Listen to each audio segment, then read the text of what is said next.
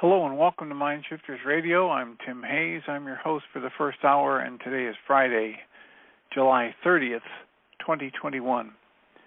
As always, we're grateful to everyone who's joining us here today, whether you're listening live or in the archives, as we spend another couple of hours teaching and supporting people in using some of the most powerful, effective, efficient, and accessible tools I've ever encountered. These tools are available absolutely free at whyagain.org. If you go to that page and click on the link in the upper left-hand corner that says Start Here, it will take you to a page where you can download and read Chapter 24 of Dr. Michael Ryce's book, Why Is This Happening to Me Again? You can also download the actual worksheet itself. It's a tool that I've used to great effect. That chapter is a narrative description of this Why Is This Happening to Me Again tool, the Reality Management Worksheet. And that tool is a tool I've used to great effect for over 17 years to improve the quality of my life and most of my relationships, and to turn any negative emotional experience into part of the infallible guidance system that we've each been gifted. You can also download the actual worksheet process itself. It's a simple click and download a PDF file, print it off and use it as often as you'd like. You can also download a whole host of audio files of shows like this one where people have been stepped through the worksheet process, and those audio files can serve as a powerful teaching tool tutorial for you. You can also go to your app store and type in the 3 words Heartland Aramaic Forgiveness and get access to a completely free and private app that contains the Reality Management Worksheet, an abbreviated version of the worksheet process, and a copy of the Dragon Klingon game, which is a wonderful way to introduce these tools to even younger audiences. And we hope people do that soon and often, because that frequently leads them to have comments or questions or testimonials, and that's what we're here for. Our call-in number is 563-999-3581. If you call that number and press 1, it'll put a question mark by your phone number, and I will announce you by your area code, and we'll have a conversation. We're also doing the Course in Miracles workbook exercises this year. Today is the 211th day of the year. The workbook lesson is, again, a review, and the reminder is that I am not a body. I am free, for I am still as the Creator created me. Today's lesson is the review of Lesson 191, which states, I am the Holy Son of God Himself. I am the offspring of creation. It reads, in silence and in true humility, I seek the Creator's glory to behold it in the offspring whom was created as myself. I am not a body. I am free. I am still as the Creator created me. Pam Grout's Course in Miracles experiment book, lesson 211, reads, titled, The World's Most Enjoyable, quote, Diet, close quotes. She quotes Course in Miracles where it says, let us be glad that we will see what we believe, and that we can change what we believe. Pam writes, travel writers are frequently invited on cruises, and, true to reputation, these seagoing mini villages offer an unlimited lineup of amazing eating opportunities, which gives me the opportunity to put my Course in Miracles principles to the test. The dominant paradigm, that we are nothing but bodies, suggests that A, cruises and weight gain are synonymous, and B, I will inevitably return home from a cruise with extra poundage. Very few people would argue this, except obstinate old me. I choose to use cruises as a laboratory.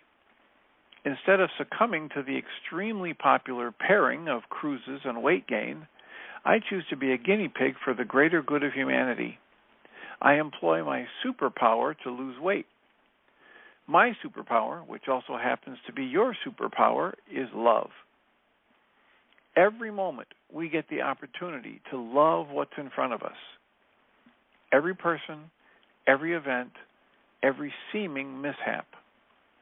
My cruise hypothesis is that if I love everything about each cruise, love myself more and more every moment, in parentheses she writes, not always the easiest task, close parentheses, and if I love every morsel of food I put in my mouth, I can maintain my weight. Or heck, why not declare that I will drop a pound or two? The challenge, of course, is letting go of guilt, letting go of everything my culture tells me. What does it tell me? It tells me that I should diet and that women my age have no choice but to gain weight and that going on a cruise is a recipe for looking as big as the whales on my swimsuit. Pam writes, I'm happy to report that even though I enjoy some of the best food on the planet, my body continues to run the programming I installed from an early age. Quote, I can eat whatever I want and maintain a healthy, lithe, and beautiful body, close quotes. Yes, I often weigh less when I disembark from a cruise. So that's Pam Grout's Course in Miracles experiment lesson for today. And we have 50 minutes left for comments, questions, answers, soliloquies. Our call-in number is 563-999-3581. And if you call that number and press 1, we can have a conversation. What's on your mind? What would you like us to talk about today?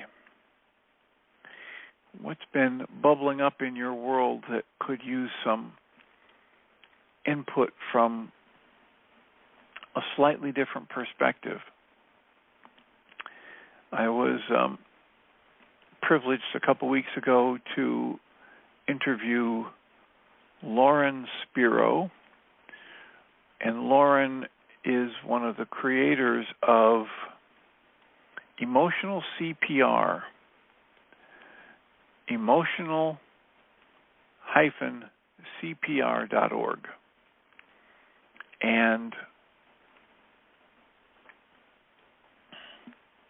the Emotional CPR stands for Connect, Empower, and Revitalize. And it's I think she said it's a 14-hour training program that they're using around the globe. They're introducing it to teachers and students and veterinarians and people in developing countries as a way to train peer-to-peer counselors to help people begin to learn some of the fundamental deep listening skills and the therapeutic effects of deeply connecting with another human being and validating their experience and teaching them some basic skills for processing through and releasing the negative emotions that arise. And so emotional CPR is something you might want to look into if you're getting less than full benefits from the Reality Management Worksheet or the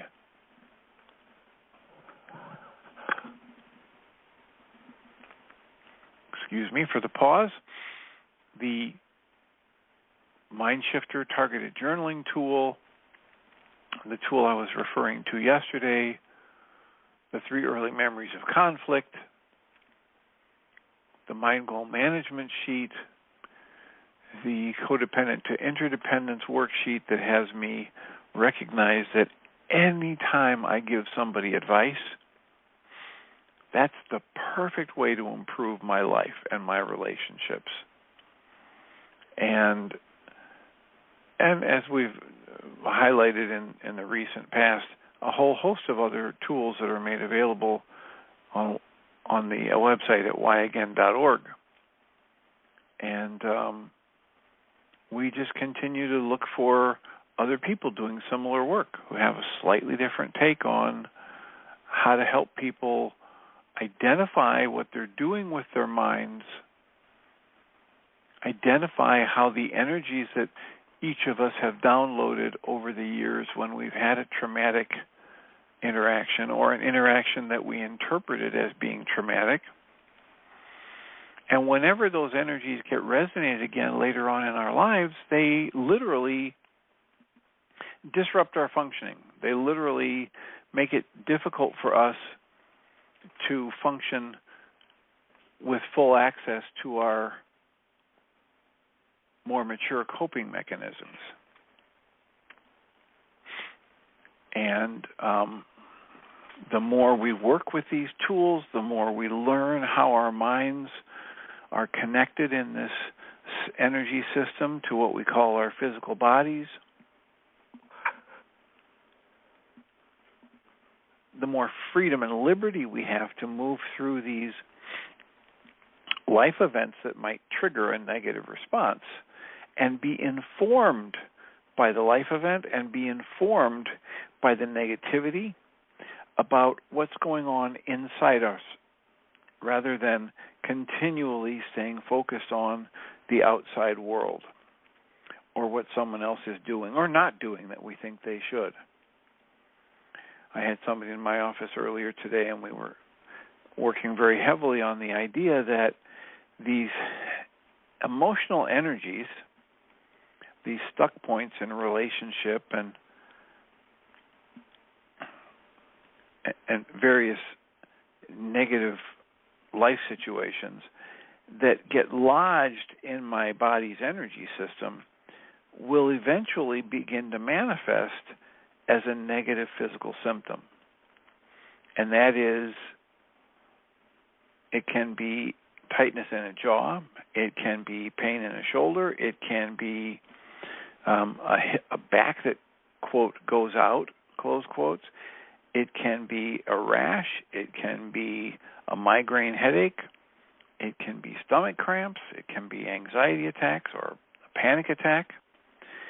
And my willingness to use the tools to explore what's going on in my mental and emotional life whenever there's a physical ache or a pain just opens up, untold myriad possibilities for me to get movement and have solutions rather than stay stuck in the same old pattern of I get a physical ache or a pain, I take a pill, or I go to a doctor, or I go to a chiropractor, or I numb myself out with some other drug of choice, and or race to the emergency room and have all kinds of tests run.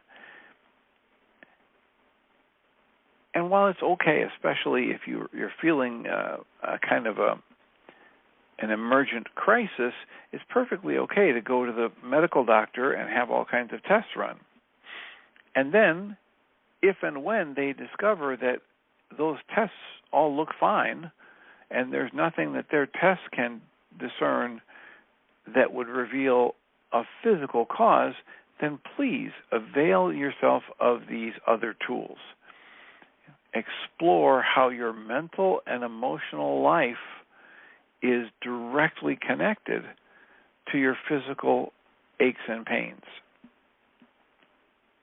I had another person in my office yesterday for a first session, and he's past his mid-60s, and he has had 3 different surgeries on his back, and he's had a nerve block stimulator implanted in his body, and he has to take oxycodone every day, because by the time he reaches, I believe he said it was 1 o'clock, his pain is so bad that he takes his oxycodone, and then he basically can't do anything. He can't function the rest of the day. And he takes one at 1 or 2 o'clock, and then he takes another one at 5 or 6, and then another one at midnight. And that's how he gets through the day. So he's had at least 2, maybe 3 back surgeries. He has a nerve block stimulator implant in his body that's constantly sending signals to block the nerve, which is supposed to block the pain, and the pain is still there. And I've had the blessing of being able to work with a number of people over the years who, when they've had that many physical, allopathic, medical, surgical, and nerve block stimulator interventions, and they still have pain, they are finally willing to explore the mental and emotional seeds or exacerbations to that pain. And my hope is that this will be yet another person who's willing to look at what's happening in his mind, mentally and emotionally, that may be locking tension, locking trauma into his body that literally no amount of surgery and drugging and nerve blocking stimulation can override. And if he can find that out and use some tools to become aware of, clarify, and dismantle some of those mental, emotional energies, hopes, fears, traumas, etc., he may find substantial relief from the pain that isn't getting relieved any other way. So, our call-in number is 563-999-3581. If you call that number and press 1, we can have a conversation. What's on your mind? What topic would you like us to explore? What person do you think I should call for an interview, or book I should read to expand my horizons related to this kind of work? Welcome, Susan. Hi, Dr. Tim. Long time no talk. I wondered if you could go back and read the Miracles lesson. Again, it's so short. There's one sentence in there that I want to use as a springboard, but I don't have it in front of me. So, lesson 211 simply says, I am the holy offspring of creation itself. In silence and in humility, I seek God's glory to behold it in the Son, whom He created as myself. Now, were you thinking about that, or were you thinking about Pam Grout's book? I think neither one. Basically, I've been doing the same worksheet every day since my son really went into a crisis mode. I do one on him most, but also I do one on the worldview that I still think I hold that's pretty much based on what the Buddha said. Life is suffering. Okay, now we could go into that and discuss what he meant by that and so on. But I have this stance, and maybe it's true and maybe not true, that I made the decision to see life that way when I was 8 years old. And it was a rather dramatic splitting of me looking at an image of myself in the mirror, seeing this little 8-year-old crying, appreciating the drama of the fact that I had just gotten it, that life is suffering, life is hard. But I was also very excited about realizing that I had matured enough to realize the truth And there was something exhilarating about feeling that at last I'm conscious. I remember thinking, now I am conscious. That sounds so weird, but I've been practicing going back to that scene and seeing a child in the mirror who is deciding that life is wonderful and exciting and joyful. And there's excitement on both sides, deciding that I realize or have learned or become mature enough that life is suffering, or there's a great excitement about really believing and choosing to live by the idea that life is rich and exciting and, yes, full of change, but the change is always more like an adventure than a something of torment. And in the patter part of it, it starts out saying, I cancel my need to be right. Well, I have all my life on some level figured that life was hard and it was sad in many ways. Big pockets of other things, but basically when it boils down, it's sad. And so I'm canceling my need to be right about that, and I'm stuck there. That's where I'm stuck. I seem to make up another story about how that is true. And I haven't gotten off that dead spot. And I wondered if we could sort of talk about that, or it says further down, it says, it's perfectly safe for me to see it, feel it, question anew, allow myself to question all the old conclusions about myself or anyone else or life, I add. But I keep reinforcing the story that life is difficult and very sad because there is a ton of physical evidence bearing that out. And, you could go into it, climate change, COVID, people who get divorced, murders, violence, wars that have always been there. You know how you mentioned the Buddha in the beginning of this? Yeah, right. So have you read much about or studied the deeper aspects of what the Buddha was trying to indicate? Well, if I have, I've long forgot it. I read more when I was in college and stuff, but no. And so you have, so tell. Well, so the idea is that, there's this statement from the Buddha that life is suffering. And then, then there's also the idea of we have to be on this quest for ending suffering.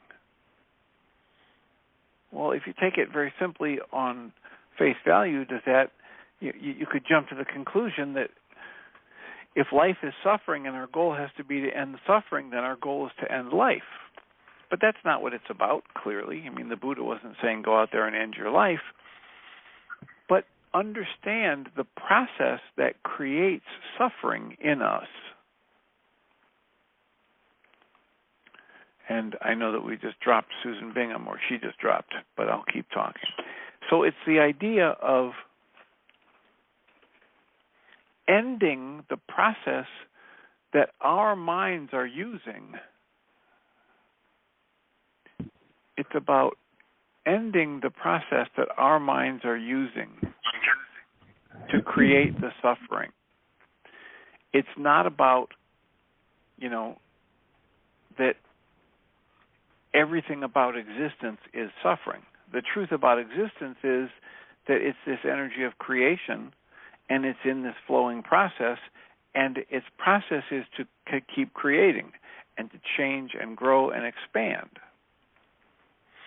And it's our minds that are struggling against that expansion, that grab onto things that we like and we want to hold on to them so we can form an attachment to them.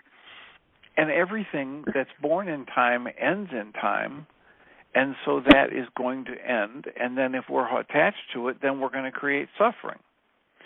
But if we learn to be in the flow, if we learn to live in the question, as Rilke would ask us to, if we learn to keep understanding that there's a lot more going on here than we know about, and there's always far more good going on in any moment than there is negative or bad, or those things that we tend as a culture to label negative or bad, that's when we can move into a process with our thoughts that's more about observation than it is about knowing and grabbing and grasping. Right. That's good. I get it. So the fact of the matter is, there you were, a bright, young, sensitive, what did you say, 8-year-old, who looked in the mirror and said, oh, I get it, life is suffering. Mm-hmm. And while you were decidedly an intelligent 8-year-old, you know more, you understand at deeper levels a lot more about life now than you did at 8. And so that belief that you've been holding on to, which has been one of your core beliefs, which has driven a lot of your thoughts and perceptions in life ever since then, is a really good thing to start opening up to question. Mm. I can understand how at 8 years old, being raised by the mother that you were raised by and the father that you were raised by, I can understand how an 8-year-old would come to the conclusion life is suffering. And I can understand, with the intelligence that you display and the emotional sensitivity that you display, how you might come to very firmly believe that you've cracked the code of the universe and now you've got it. And that would feel empowering to you at 8 years old. But that doesn't necessarily mean that you actually did discover a deep universal truth. It's probably far more likely that your 8-year-old self was really, really happy to think she finally figured something out that made some sense. Because she was probably 2, 3, 4, 5 years old, where she thought and kind of knew with a kind of internal knowing that life is supposed to be loving and respectful and joyful and compassionate, but that's not what you were being exposed to by your parents and life. So you were in the conflict, and you were searching and yearning for something, which set you up to grab onto this, aha moment when you were 8 and pour a tremendous amount of your mental, emotional energy into it as though it were the absolute truth.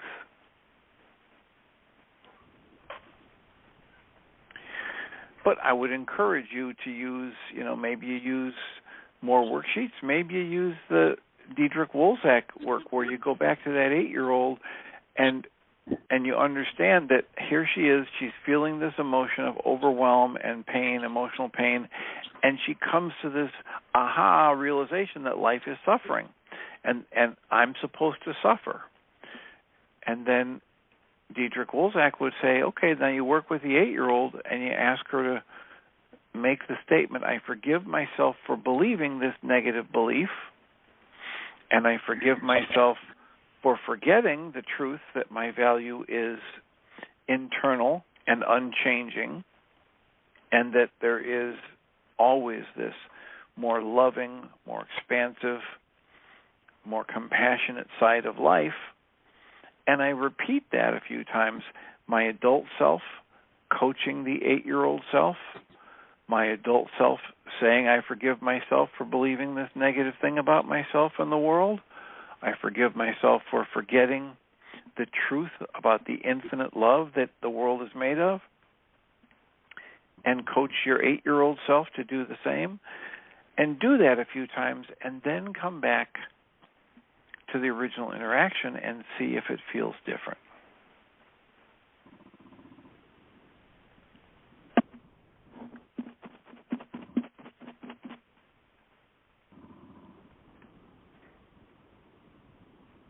Are you with me? I am. I don't know what to say. Certainly, I've taken notes as fast as I can. And something you said, Well, you said this before. What?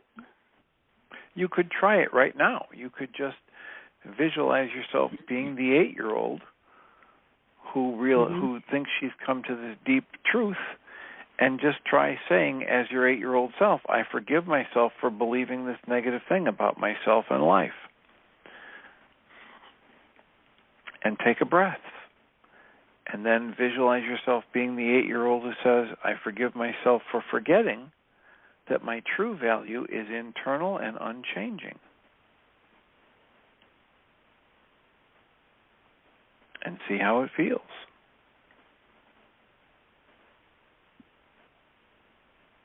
Wow.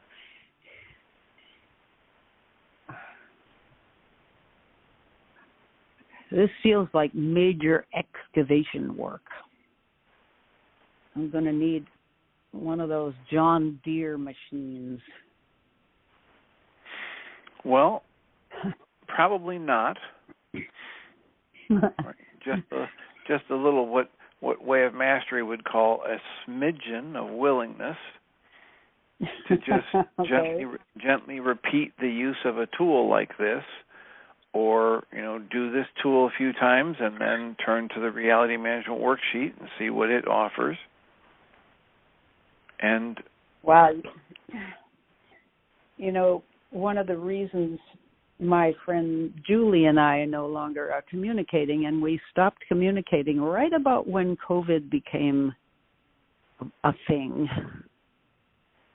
And the thing she would be most angry at, among many things, was that I was a Pollyanna, that I was looking on the bright side and offering tools, and So what you mean to say there is, to state it accurately, is the excuse she was using to hide the real cause of her anger was that you were a Pollyanna. Yeah, that makes sense. The True. phrase she was using to keep herself in denial about the true causes of her anger was that you were a Pollyanna. Mm-hmm. Yeah, it's transactional. really, really valuable to say it that way and to catch all the different ways that you and I and everyone else lie to ourselves. Yeah, right. Because every time we tell that lie, we tend to believe it a little bit more. Why? Because it comes from what we consider to be a really good source, us, right? We tend to think we're smart. We tend to think we actually know what's going on in the world, and we don't. And there's the proof. You just said an bold-faced, out-and-out lie. She's angry because I'm a Pollyanna. That's never happened. Mm-hmm. That's as true as the earth is flat. Mm. It's the same truth. It's never happened that your being a Pollyanna has caused emotions in anybody else.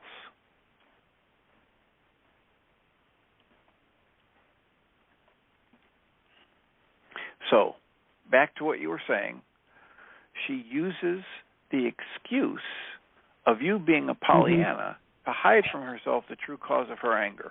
So what were you going to say about that? I don't remember.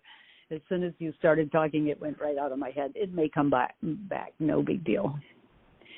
I never understood the meaning of the word samsara, but I think it's Michael Singer who talks about the Vedantic or Hindu word samsara as both positive and negative events or people or anything upon which we become, or to which we become attached. I remember Jeannie said she had no reason to do a negative workshop, so she did a positive worksheet about something good that had happened, and I thought, well, why would you bother doing that? But I get it now, because anything at all becomes an idol. Everything becomes an idol. I feel as if I'm this little matchstick going down a flowing river, and the river is narrow, and there are things jutting out on each side, and my match gets stuck here, stuck there, stuck the other way. I don't stay in the center of that little river, but get attached. They're like idols. I think samsaras, could you say they're like idols? Well, I'm not an expert in this, but I have played one on TV. No, let's see. I have listened to the Michael Singer teaching series about this. He's got an 8-session web class on this, and I've listened to it 3 or 4 times, and he uses the word with a K sound in it, samskara. And what right. it is, I think you're right. Mm. And what it is the blockage, it's the disruption that gets created in our mind, in our energy system, when we want something to stick around rather than just flow through us, or we want to push away something rather than let it flow through us. And so he draws the analogy in that series of classes about a creek or a river, and if there aren't any stones or obstructions, the water just flows. But if you drop a boulder in that creek or river, now the water hits the boulder and has a backwash and a turbulence that it creates. Oh, yeah. In this analogy, the water in the river is the flow of life energy that's supposed to move through us from our root chakra up to our crown chakra. Right? It's the flow of life that's supposed to be moving. It's the flow of events and thoughts and emotions that we're supposed to be able to just witness. Allowing, accepting, and surrendering to the flow, appreciating the flow. But every time we make a judgment, this is bad, this is good, I don't ever want to feel that again, I want to feel that forever, we grab onto or push away, and the only way we can make an impact is to, because energy, as Michael Ryce is always talking about, energy is constantly in motion. So when we say we want to hold on to this energy or push this energy away, it stays in motion, but we create a circle. We create the backwater, the eddy, the turbulence. And that turbulence in our own energy system is what creates the suffering that the Buddha is talking about. Yeah. And that when we go with the flow, while there might be temporary sensations of pain or pleasure, there isn't the suffering. There is the experience of life in a far more full, deep, rich, expansive way when we give up the idea that our conscious logical mind knows what's right. That's so good. I remember he said when one of those samskaras shows up, and it's probably mainly negative ones he's talking about, little steps to take to step out of that. Give the feeling or the thought behind the feeling a positive spin. Use a mantra, which is like saying open yourself to something other than your own looping thoughts. Open yourself to the benign or the loving universe or God or whatever, and then accept everything. Resist nothing. That's almost like a little tool right there. Yeah, putting it to use.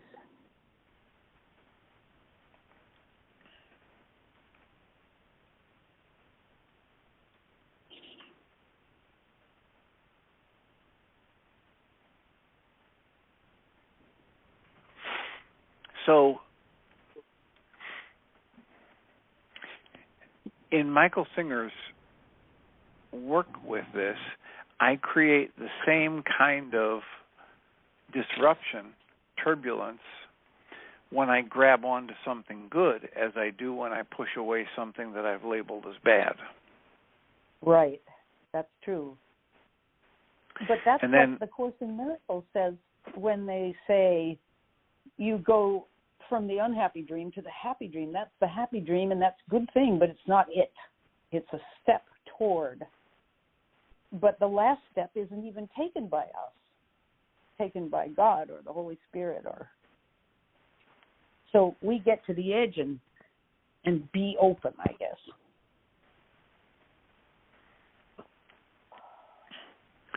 Yeah. That's the various ways of talking about it are that we, meaning the conscious logical mind, is never going to be able to even conceive of heaven or comprehend it once we're there, much less get us there or figure out how to get us there. Mm-hmm. Guy Finley tells a story where he says, the woman climbs up into the mountains because she's heard there's a spring up there that if you can just drink even once from this spring, that your next level of enlightenment is, your peace is bestowed upon you. So she makes this arduous journey, and she hikes up here, and she's looking around, and she goes up a number of times. And finally, one day, she finds this meadow hidden way up in the mountains, and she thinks, there's this little patch of green here, and this has got to be it. There's got to be a spring around here somewhere. And she's searching, and she's calling out, spring, spring, God, spirit, light. And she hears what she's pretty sure is a rumbling voice saying, give me what I want. And that's all it takes. And now she is off to the races. And she is praying, and she is meditating, and she is building little stone shrines, and then she travels down the mountain and comes back, hundreds of times, and she brings other pilgrims, and she says, this is it. I heard the voice here.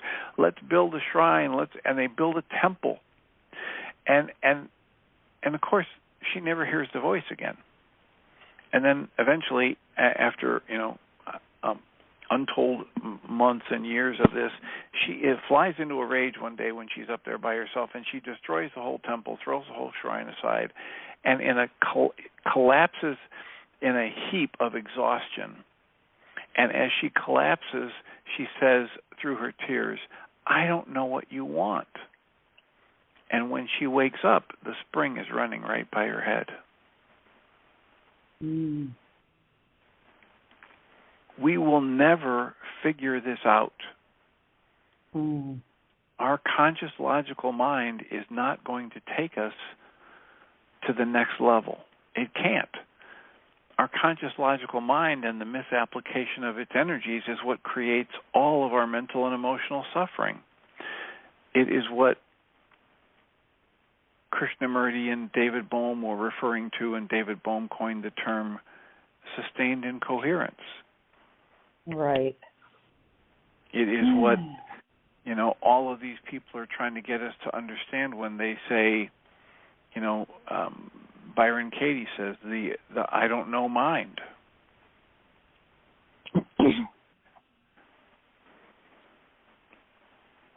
So that's our challenge, right? How to be a person who defines him or herself through the use of their conscious logical mind, and at the same time understand that's a prison for me. And as long as I pour more and more energy into who I think I am and trying to get people to see me in a certain way, or trying to change my state of being with this tool or that tool or this trick or that trick, what I'm doing is building thicker and more impenetrable walls in my prison.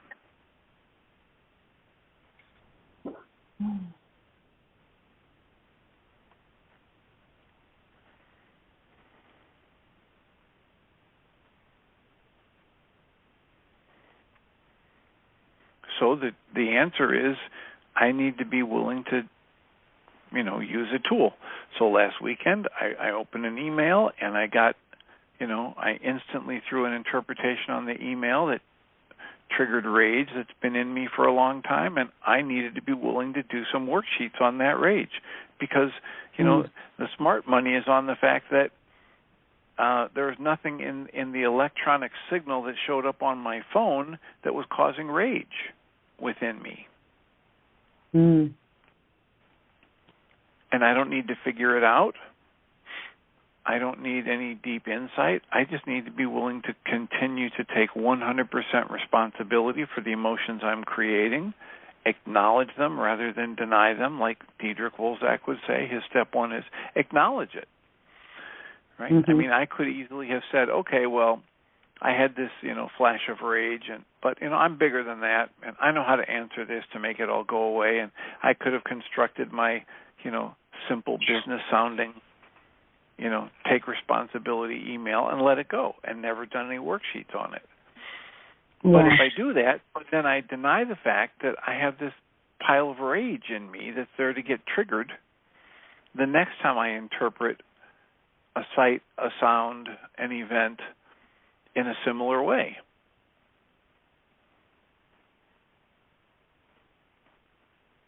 So it's not about figuring it out, it's about willingness to move into allowance and surrender and to use tools to explore what is it that my mind is doing over and over and over again that I'm afraid to look at.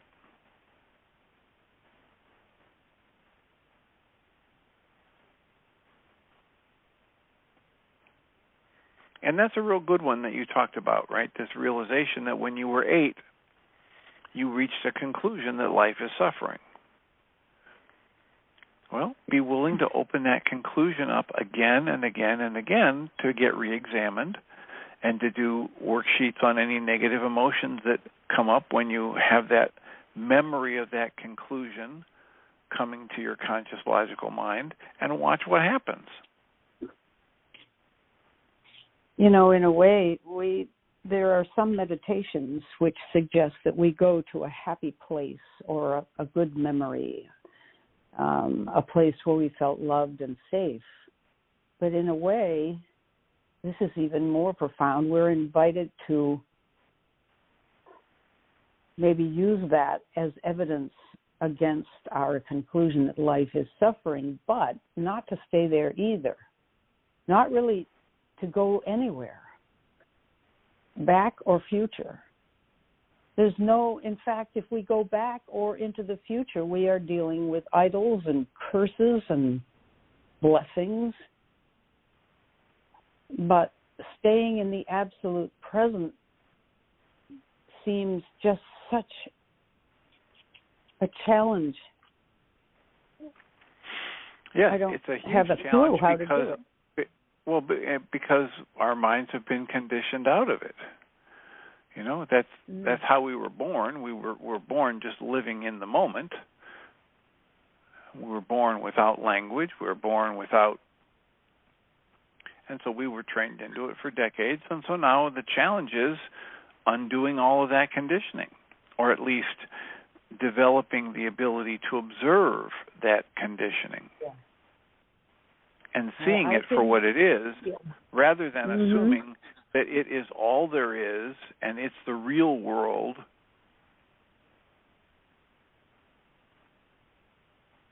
Right. The real challenge is to be able to question it, to be awake and aware in the moment and observe it and question it.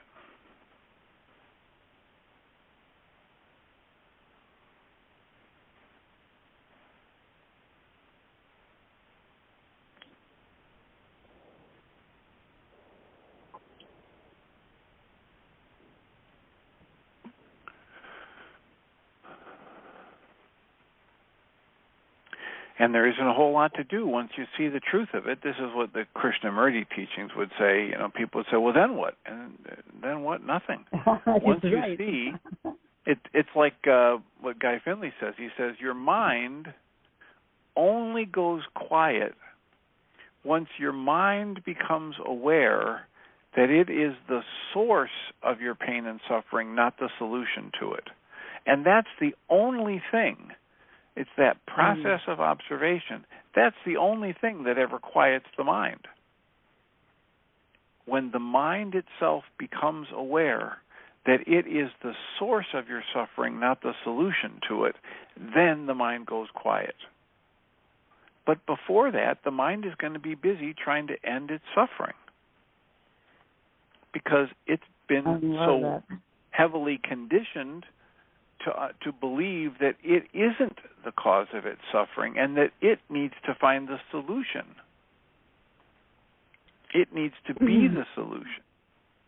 Right. That's it, Dr. Tim, right there. Oh, man.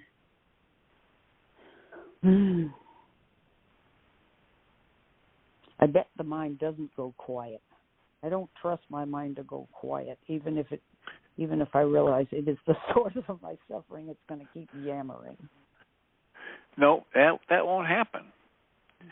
But how do you move yourself into a position where the mind can observe that? The answer is, Michael Ryce turns and looks at the board and says, all of the above. Yeah. And so I need to just be willing to move into the use of tools and understand that it is not the conscious logical mind that's going to find my answer. I talked about this a few weeks ago on the internet show. I was in this battle with a situation for a couple of years, and all of a sudden I did just enough worksheets, I did just enough journaling and just enough EFT tapping, and then a couple hours later I was driving to work, and all of a sudden it was like the clouds parted and the trumpets blared, and I realized, I'm the bonehead here who keeps doing the same thing over and over again, expecting a different result. And for 2 years, everything I was trying seemed to me to be different. Mm-hmm. But there was a lens through which I eventually could see that let me see that, oh my gosh, everything I've been doing is basically trying to do the same thing over and over again. Basically what I'm doing is trying to get somebody to do something they're not willing to do. And I don't have any control over them. Mm-hmm. And it wasn't my conscious logical mind that genius that it is, came up with that solution. It was this, umpteen repetitions of worksheets and EFT tapping and breath session and goal canceling and journaling about it, and then driving to work. In the mindless activity of driving to work, and all of a sudden here is this, life-altering realization. You're the bonehead, right? You're the bonehead doing the same thing over and over, expecting eventually it'll yield different results. It's not my conscious logical mind that saves me. My conscious logical mind can help me figure out a computer program, help me get my zipper up, help me get driven to work, help me get some basic nutrition in my body. But when I turn into an experience of pain, fear, sadness, guilt, shame, my conscious logical mind is not my rescuer. It is the prisoner. The prison guard. It's the guard, it's the prison, it's the whole thing.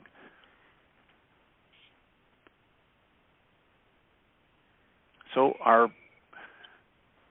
willingness needs to be to just simply continually engage the tools. Mm-hmm.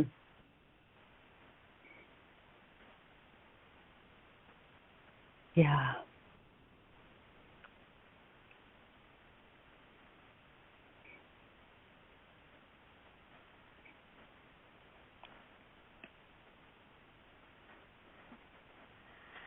And then, the other phrase that comes to mind is keep reminding myself whenever I'm feeling negative, when I've reached a negative conclusion, when I'm feeling the anxiety or the fear or the grief about somebody I know who's suffering or whatever, or somebody I know that's suffering and I know if they would just do this, this, or this, they would feel better.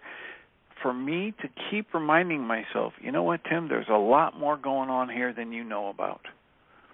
When you consider that neuroscience today tells me that if I really focus and concentrate, I'll be able to be aware of 9 bits of energy when 10,000 brain cells are firing, and probably 20 trillion bits of data are hitting my senses. And my senses are only recording a tiny fraction of the energy that's available in the universe. I only see a small fraction of the light spectrum. I only hear a small fraction of the vibration that we call, hearing or audible spectrum. There are energies that we have technology that can record, the X-rays and the gamma rays and the MRI patterns. My senses can't record any of that. There is an endless amount going on here that I don't know about. And when I have a negative thought or emotion about myself or somebody else, all I can know for sure is it's a lie or it's based in a falsehood. This is an old tape playing. It's not about the present moment. And if I take an action from it, I'm just going to make my situation worse. When I act from those negative thoughts and emotions, I'm pouring negative energy into the moment. It's not going to go well. So when my mind tells me, oh, this is horrible, and oh, this person should do this or that to feel better, and oh, my life shouldn't be going this way, I like to try and remind myself, as soon as I can, Tim, there's a lot more going on here than you know about. That's so good. It's most likely going to work out far better than I ever could have imagined. Oh, I like that thought too. But well, it does. It just keeps working out better than I ever could have imagined. I remember talking to one of our group members a few years ago, and she was saying, but this shouldn't and this shouldn't. And I said, look, I remember when my kids were young, and I remember what my life felt like and what I thought needed to happen for me to have happiness. And I went out working to try and make that happen. And here I sit, 20 years later, and I have almost nothing that I thought I needed to have happiness in my life back then. And I have far more contentment, joy, satisfaction than I ever imagined was possible. So what my conscious logical mind is telling me needs to happen, especially when there's any negative thought or negative emotion going on, is just wrong. And it's based on a tiny fraction of data hitting my senses, and that's only a tiny fraction of everything that's going on in the world. So I'm far better off reminding myself, hey, Tim, there's a lot more going on here than you know about. That's such a relief. So thank you for that. We are at the end of our time. I appreciate it. Good to hear from you. It's been a while. Yeah. Thanks a lot. Have a wonderful weekend. You're welcome. Have a wonderful weekend. I'll mute you to stick around if you'd like, and I'll remind us all that we come from love. We're made of this stuff we call love. We actually are love, and everything else is false. Welcome, Jeannie Ryce. Thank you, Dr. Tim. I appreciate it. I apologize. I missed the majority of your show. We were outside early this morning working in the garden, and the next thing I knew, my watch was buzzing that it was showtime. So it was like, oh, my gosh. So good grounding this morning, though. Have yourself a lovely show and a great weekend. You too. You too. Thank you.